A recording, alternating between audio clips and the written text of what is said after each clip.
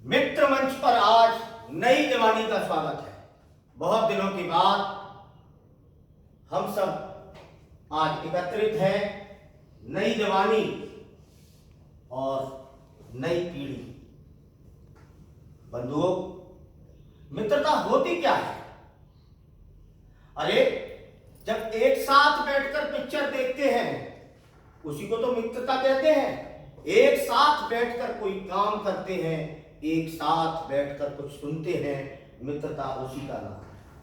क्यों ना एक साथ बैठकर राम मंदिर की कहानी, उस राम मंदिर की कहानी जो अयोध्या में भगवान श्री राम की जन्मभूमि पर बन रहा है, एक साथ बैठकर एक भाव से यदि हम उस कहानी में उतरते हैं तो ये हमारे नए प्रकार की मित्रता है। आओ इस मित्रता के बंधन में बंधते हैं और राम मंदिर की कहानी नई पीढ़ी के साथ शुरू करते हैं।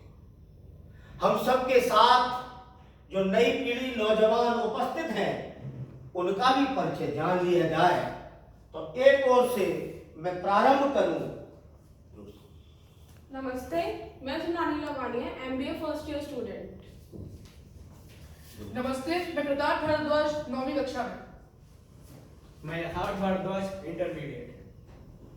नमस्कार, मैं Abhishek Singh engineering 4th year का छात्र। मैं Shivangi Lavania, MBA student. Parth Bhardwaj BA/LLB 4th year. Kartikeya Lavania BCom 3rd year वर्ष। Harshit Upadhyay BCom student. नमस्कार, मैं सचिन गुप्ता व्यापार करता हूँ। अमित सिंह क्लास 11। मैं शिवम उपाध्याय व्यापार करता हूँ। मैं अवनीश प्रजापति BSc स्टूडेंट। मैं केशव पाठक 9th स्टैंडर्ड। मैं Kunal MSc final year. Mansi Gupta, BBA 3rd year. Ayodhya के राम मंदिर की राम कहानी कुछ इस तरह से कार्यक्रम बनाने की प्रयास कि माह के हर रविवार को इन नौजवानों के साथ और भी नौजवानों के साथ राम मंदिर की कहानी हो गए। जाने तो सही, राम मंदिर है क्या? ये भारत के स्वाभिमान की कहानी है। ये किसी संप्रदाय और केवल धर्म स्थल की कहानी नहीं है। ये कहानी है देश के स्वाभिमान की और देश की तरुणाई की कहानी है। इस कहानी को हमने भी सुना है अपने बड़ों से, और इस कहानी को आप सब भी जाने और भी नौजवान जाने।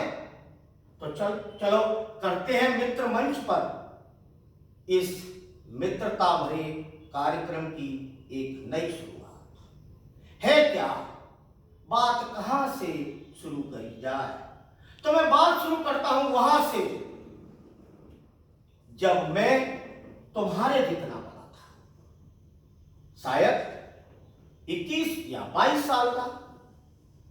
तब सड़कों पर ऐसा आलम था, राम मंदिर का आंदोलन अपने चरम पे हुआ करता था। वो समय था, हमने देखा है अपनी आंखों से, नौजवान लड़के सड़कों पर जय श्री राम करते करते कूद पड़ते थे। और देखा गया, सुना गया, और भी मेरी जितनी उम्र की लोगों से तुम सुनना कि पुलिस बहुत डंडे मारती थी, शरीर सुला दिया जाता था, लेकिन वो जय श्री राम करना नहीं भूलता था। पुलिस ले जाकर जेलों में ठूस रही थी, लेकिन ना जाने कहां से, कौन सी प्रेरणा से लड़के निकलते थे और अयोध्या की ओर चल देते थे, जय श्री राम बोलते थे, पुलिस पकड़ लेती थी। इस देश की सारी जेलें, उत्तर प्रदेश की तो जेलें ठस भर गई थी। जेलें ही नहीं, बड़े बड़े विद्यालयों और महाविद्यालयों को भी जेल बना दिया गया था। सब भरे हुए थे। उस समय की नायिका साध्वी ऋतुंबरा दीदी और अशोक सिंघल जी, साध्वी उमा भारती जी ने महिला होते हुए अपना सिर मुड़ाया था। और अयोध्या में जहां कोई नहीं जा सकता था, इतना बड़ा पहरा था, और देश बदल कर उमा भारती जी वहां अयोध्या राम मंदिर निर्माण की कार सेवा के लिए पहुंच गई थी। ऐसी ऐसी बातें हमें इस कार्यक्रम में आगे विस्तार से सुनने को मिलेगी। हम जानेंगे था क्या राम मंदिर। राम मंदिर, मंदिर होता क्या है, मंदिर बनता कैसे है। मैं तुम्हें एक मंदिर के बारे में और बताऊं। महाबलीपुरम तमिलनाडु में एक मंदिर है जिसका नाम है कैलाश मंदिर। वो कैलाश मंदिर एक ही पहाड़ी को लगातार काटकर छेनी हथौड़ों से बनाया गया है।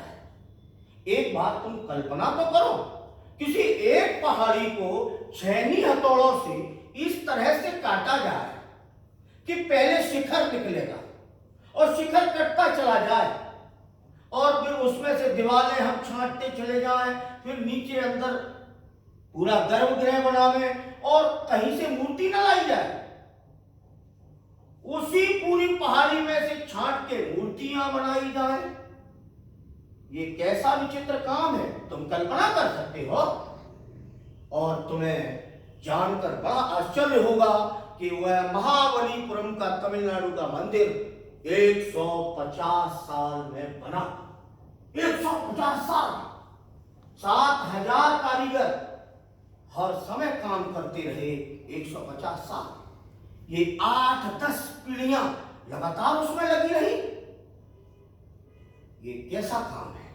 एक पीढ़ी दूसरी पीढ़ी को सिखाती थी और वो संकल्प भी धारण कराती थी कि 150 साल तक ये काम चलता रहा। कौन राजा आया, किसने पैसे दिए, कौन कैसे वहां रहता था, कौन मजदूरी देता था, बस मंदिर बनता चला जा रहा था। ये बड़ी बात है।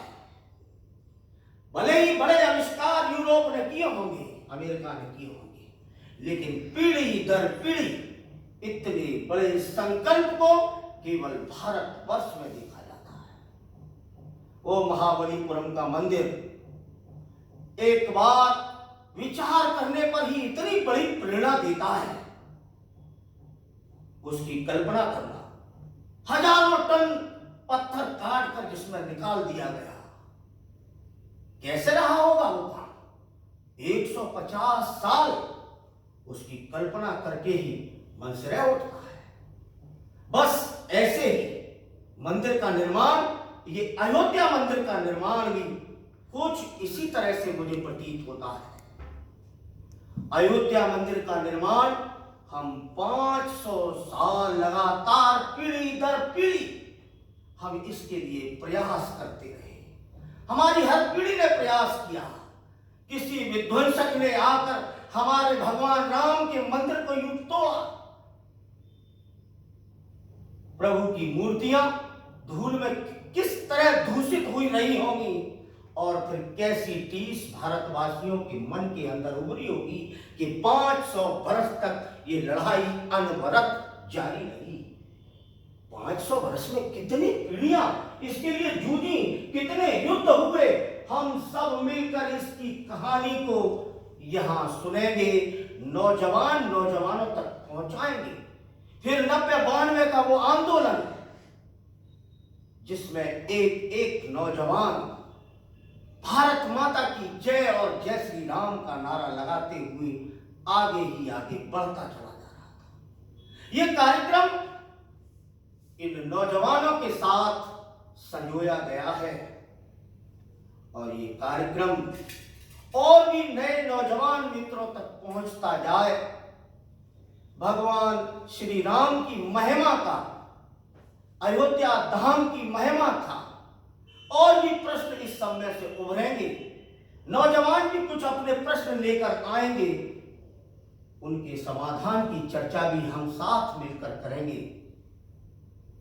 हम देखेंगे कि ज्यों-ज्यों मंदिर का निर्माण होगा, ये मित्र मंच की राम कहानी भी त्यों-त्यों आगे बढ़ती जाएगी और नवयुवकों का, नवयुवतियों का ये राम मंदिर निर्माण का ये जो सपना है वो नई पीढ़ियों तक भारत स्वाभिमान की वास्तविक आंच को लेकर उनकी हृदयों में सजोएगा।